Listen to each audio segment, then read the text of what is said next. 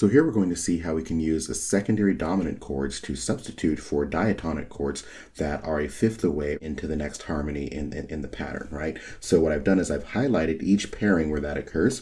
A 1/6 chord, of course, descends a fifth or ascends by a fourth to get to a 4 chord. Similarly, our 2 half diminished 6/5 makes the same motion to get to 5. You'll see, of course, I have the cadential 6/4, so that just requires that we recall that a cadential 6/4 is really just part of that family of 5, right? And then, of course, obviously 5 to 1 is another descent of a fifth or another ascent of a fourth. Let's go ahead and take a listen to it and see what it sounds like, at least in this original form.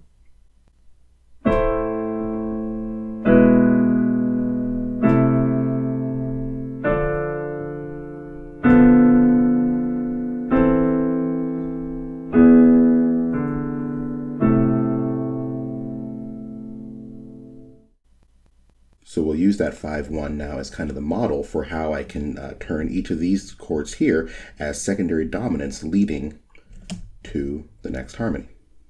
So of course, if I'm going to lead to a 4 chord, then I think what I want to do is use a secondary dominant of 4. So in this case, that'll be a 5/6. In fact, just make it interesting. I'll make it a 5/6/5 of 4.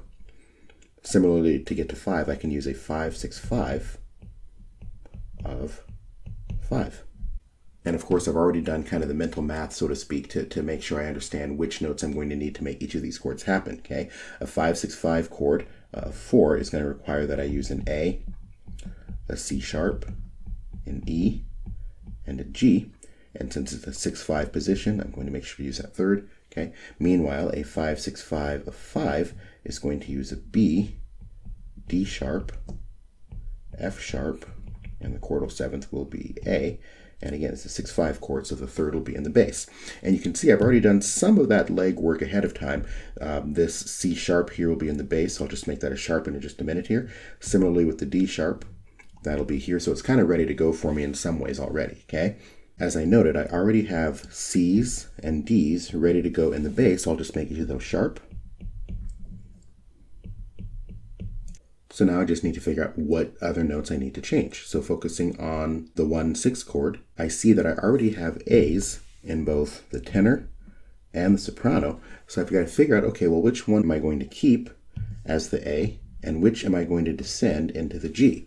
Well, as I look at the tenor, I see that there's a bit of a descending line already. So maybe what I'll do is hang on to the A and the soprano and move the tenor down to a G. All right, so now again, I'm just going to review it to make sure I've got them all. I have an A in the soprano. The C sharp is there in the bass. My E is in the alto. My G is newly formed in the tenor. Okay, and that all looks like pretty darn good resolution from this chord into that one. The temporary leading tone goes up, right? The chordal 7th comes down. Again, that nice tritone resolution. Okay. The chordal 5th comes down to the root, and then I can hold a common tone here. So that should work out okay, all right? So let's see how that'll work now for my 2/6/5. Again, I'm going to need a B, D sharp, A, and for the 7th, and then the 5th is going to be an F sharp. So I have the B, I've got the root, it's right here, okay? And in this case, I don't really have a doubled root because this is already a 7th chord back from being a 6/5, right? So I see now I've got the B just to verify. The D, I've already made a D sharp in the bass.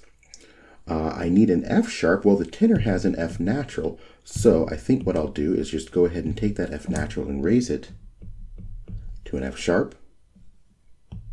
And then the soprano already has the A here. So that chord is now complete. And here we have it now with our secondary dominants as substitutions. You'll see that I've gone ahead and reminded myself to put in the little natural sign for the G here in the tenor, since it was a G sharp before. So let's hear that progression the way it was before.